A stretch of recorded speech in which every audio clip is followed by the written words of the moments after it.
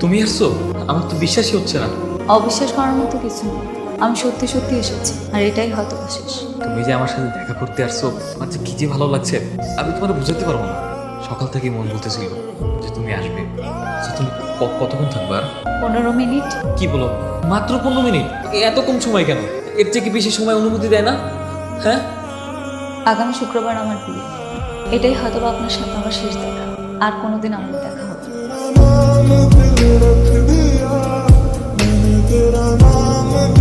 শেষবারের মতো একটু হাসবা? আমার জীবনে আমি শেষবারের মতো তোমার হাসিটা দেখতে চাই।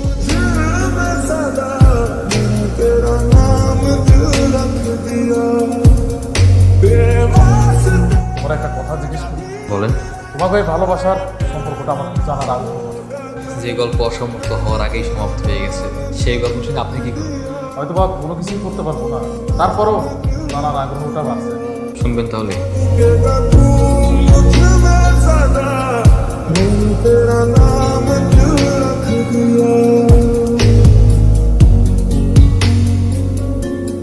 বাহ, আপনাদের এখানে তো বেশ সুন্দর সুন্দর ফুল, চমৎকার চমৎকার সব ফুল দিয়ে ফুলের বন্যা বানিয়ে রেখেছে।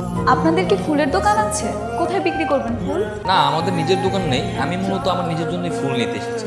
আমরা তো পাইকারি বিক্রি করি, খুচরা বিক্রি করি না। আপনি অন্য দোকানে যান। পাইকারি বিক্রি করেন তো একটা গিফট করেন আমাকে। আপনি চাইলে কিন্তু আপনার নিজের হাতে আমাকে একটা ফুল দিতে পারেন। দেখুন, আপনি এখন চলে যান।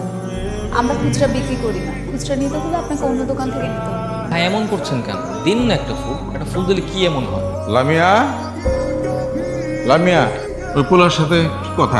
বাহ, ওই গাছটা জানি কই রাখুন কইছেন না? গাছ না, আমি ওই পোলাটার কথা জিজ্ঞেস। ওই পোলার সাথে কি কথা? আব্বা, আমার কাস্টমার আইছিল আমরা ওইখান থেকে খুচরা দামে ফুলের গাছ নিতে। আমি কইছি আমরা পাইকারি ছাড়া বিক্রি করি না। ঠিক আছে না আব্বা? এইটুক কথা বলতে এতক্ষণ লাগলো? তুই আমার মেয়ে হয়ে আমার সঙ্গে মিথ্যা কথা কথা। আশ্চর্য ব্যাপার, আপনি ওকে মারছেন কেন? এই, কে আপনি? আমার নার্সারি, আমার মাইয়া, আমি যা ইচ্ছা করতে পারি। আপনি কি? আপনার সমস্যাটা কি? তো বাবা হয়েছেন তো কি হয়েছে? এত বড় মেয়ের গায়ে কেউ হাত তোলে? আপনি কি মানসিকভাবে অসুস্থ? ও, আপনার কাছে ঠিক হইব? আপনি যান, যান আপনি। কি হয়েছে? কি তোমার মাইয়া একটা পোলার লগে গুজু গুজু ফুসুফুসু করতেছে। কি রে, তোর আব্বা যেগুলো বললো ওগুলো ঠিক? আম্মা, আমার দোকানে একটা কাস্টমার আইছিল। হায়া কইছে যে খুচরা দামে ফুলের গাছ নিতে চায়। আমি শুধু কইছি পাইকারি ছাড়া আমরা গাছ বিক্রি করি না। আম্মা কসম কাটতায় যে আমি এই গাছ ছাড়া কোনো কথা কই না। আমার আমার সাথে কি আপনি এখানে? আমাদের আবার দেখা হবে। ফুলের গাছগুলো রাখুন, আমার দেরি হয়ে যাচ্ছে। আমার টাকাটা দিন। রাখেন মানে? আমি কি এগুলি পরিচর্যা করতে জানি নাকি? তুমি আমার সাথে সাথে চলো, কিভাবে পরিচর্যা করতে হয়, কোথায় গিয়ে রাখতে আমাকে শেখাবে। চলো। আমাকে এখনই যেতে হবে, আমার দেরি হয়ে যাচ্ছে। তাই বলে কাস্টমারকে ভালো মতো চারাটাও বুঝিয়ে দিবা না? এখন আমি যদি এগুলো মেনটেনই না করতে পারি, তাহলে আমার চারা রেখে কি লাভ? চলো চলো চলো। আচ্ছা, একটা কাজ করতে পারবা? তুমি প্রতিদিন সকাল বিকাল রোজ 2 বেলা আমার গাছগুলো দেখাশোনা করার জন্য চলে আসো তো। কত টাকা দেবো বলো? আমাকে দেখে কি আপনার কাজের মেয়ে মনে হয়? আমি ফুলের চারা বিক্রি করি, তার মানে এই না যে আমি কাজের মেয়ে। জাস্ট মজা করলাম আর কি। বন্ধু বন্ধুর সাথে তো মজা করতেই পারে। টাকাটা দিন, আমি চলে যাবো। কিরে, তোর রাস্তাতে দেরি হলো? আব্বা, হয়েছে কি, উনার না বাসায় গিয়ে পাই নাই, এই জন্য একটু দেরি হয়ে গেছে। আসসালামু আলাইকুম, কে বলছেন? আঙ্কেল, আমি একটু আগে যে বাড়িতে চারা বিক্রি করে গিয়েছিলেন, এই বাড়ি থেকে বলছি। চারা পাইছেন তো, নাকি সুবিধা অসুবিধা আছে? আগে চারাগুলো এত সুন্দর ছিল, আমার মা তো খুব পছন্দ করে। তারা আরো বেশ কিছু চারা প্রয়োজন। আপনি যে সমস্ত গাছ নিয়েছিলেন, যে আইটেমগুলা, সেইগুলাই কিছু বাড়াইতে পাঠায় আমি লোকমান অথবা অন্য কাউকে পাঠিয়ে দিতেছি, ঠিক আছে? একটু আগে যে মেয়েটা আসছিল না, ওকে পাঠালেই হবে। তাকেই পাঠাতে হবে কেন? না না, মনে হচ্ছিল যে উনি চারা গাছ সম্পর্কে বেশ ভালো জানেন তো, তাই ওনাকেই প্রেফার করছেন। ঠিক আছে, তাকেই পাঠাবো। আপনি কিন্তু বাসায় দেখেন, হ্যাঁ? একবার কিন্তু সে আপনাকে বাসায় যেয়ে পায় না, বুঝতে পারছেন? কি ব্যাপার, আসছো? আসলে মনের ভিতর টান থাকতে না এসে কই যাবো? কি বলতেছেন এসব আপনি? টাকা দেন, চারাগুলো রাখেন, আমি যাব। এত সহজে তো যাওয়া যাবে না। আজকে তোমাকে অনেক সুন্দর লাগছে। মানে? গাছগুলো অনেক সুন্দর লাগছে, একদম পুরো তোমার মতো। আপনি সেই পোলা যার কাছে আমি নিজেই আমার মেয়েকে পাঠাইছি। ঘন্টার পর ঘন্টা সময় চলে যায়, কি করে আমার মেয়ে কলজায় অনেক সাহস হয়েছে আপনার। আব্বা, সত্যি করে কইতেছি, হ্যাঁ, আমার কোনো দোষ নেই আব্বা। আপনারা কিছু বলবেন? আমি যা বলার আমার সন্তানকে শাস্তি মা, আপনার মায়ের সঙ্গে শাস্তি চাই। আব্বা, আমার কোনো দোষ নেই আব্বা, আমি কিসের কিচ্ছু দোষ করি নাই? না, বিশ্বাস করো, এই সমস্ত চল আব্বা। আপনার মার সামনে হোক চলেন চলেন। অনেক তো মারছেন, আজকের দিনে মাফ করে দেন, আর করবে না। তুই ওর মাথা খাচ্ছিস। তুই নষ্ট আর যদি কোনো দিন হয়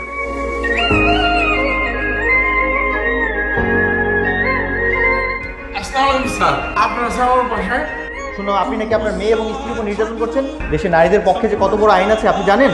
আমি স্যার আমার স্ত্রীকে প্রাণপ্রিয় স্ত্রীকে স্যার মারবো প্রাণপ্রিয় কন্যাকে মারবো এটা আপনার বিশ্বাস হয় স্যার? এই বলো না কেন আমি কি মারি তোমাদের? উনি আমারে কোনোদিনও মারে না। মাগো বলো। না, আব্বাই কোনোদিনও আমাকে মারে না। স্যার স্যার এই লোকটা একটা মিথ্যুক স্যার, মিথ্যা কথা বলতে স্যার। ওনার ভয়ে এরা কেউ মুখ খুলছে না স্যার। স্যার স্যার আপনি প্লিজ স্যার ওনাকে অ্যারেস্ট করেন স্যার। স্যার আপনি চলে যাওয়ার পর আপনি আসার কারণে এদেরকে আবার মারবে স্যার, আবার নির্যাতন করবে। উন্মাদ উনি না, উন্মাদ তুমি। তুমি চলো আমার সাথে। লামিয়া দেখুন আপনি আর এখানে আসবেন না। কেন? কারণ আপনার সাথে দেখা হওয়ার পর থেকে আমি একটার পর একটা ঝামেলা ফেস করছি।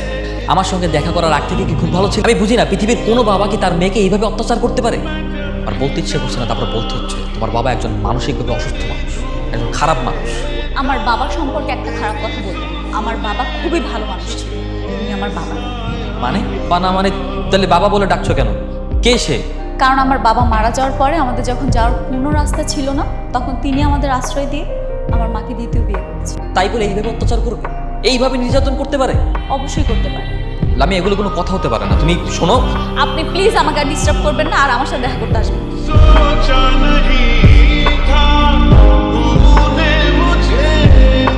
এই প্রথম কারো হাত ধরলাম, তারপর কি হইল? তারপরে আবির সাহেব, আপনার ফাঁসির সময় ঠিক করা হয়েছে। আপনার কিছু খেতে মন চাইলে বলতে পারেন। আমি একটু ফুচকা খেতেছি। আচ্ছা, দেখতেছি। ফুচকা কেন খেতে চাই না? এটা কি স্পেশাল? স্যার সুখের দিনগুলোর কথা মনে পড়ে গেল। তারপর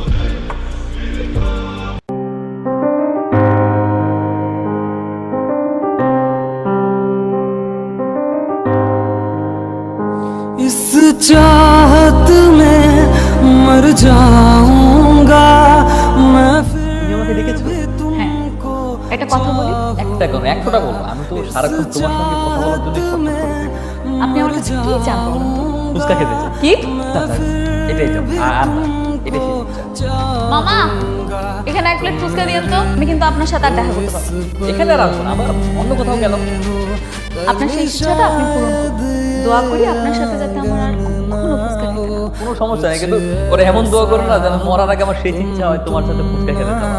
মা, কৌতুকবার কি হয়েছে? এগুলো কোথায় পাইলি? ছেলেটা দিছে তাই না? মা, কি বলছে? আমি তোর মা, তুই না বললে অনেক কিছু বুঝতে পারি। मैं फिर भी तुमको আপনাকে একটা কথা জিজ্ঞেস করবো? এই যে আপনি আমার পেছন পেছন ঘুরছেন এত কিছু হওয়ার পর, কেন বলুন তো? অবশ্যই সত্যি বলবেন। আমি প্রথম যেদিন তোমাকে দেখি তোমাকে আমার খুব ভালো লেগে গেছে। কি বলছেন? আমি তোমাকে ভালোবাসি, হবে আমার স্ত্রী। কথা দিচ্ছি কখনো কোনো দুঃখ করতে স্পর্শ করতে দেব না। ভালোবাসি। ये रास्ते अलग हो जाए चलते चलते हम खो দাঁড়ান দাঁড়ান লামিয়া বেগম দাঁড়ান দাঁড়ান দাঁড়ান। লামিয়ার মা, লামিয়ার মা, আপনার কিছু দরকার? আপনি জানেন না আপনার মেয়ে কি করতেছে? ফালতু পোলাপানের সাথে ঘুরে ফিরে ইচ্ছে ইচ্ছে করে তার বিবাহ আমি ঠিক করেছি ওই যে সিএনজি চালায় রতনের সাথে। রতন, ও তো একটা নেশাখোর। এখান থেকে যে টাকা পায় নেশা করে সব টাকা উড়ায় দেয়। আমার মেয়ের আমি রতনের সাথে বিয়ে দিব। ওনার শুভ বিবাহ ওই রতনের সাথে হবে। এই বাড়িতে আমি অভিভাবক, আমি খাওয়াই, আমি পড়াই, অতএব আর কোনো কথা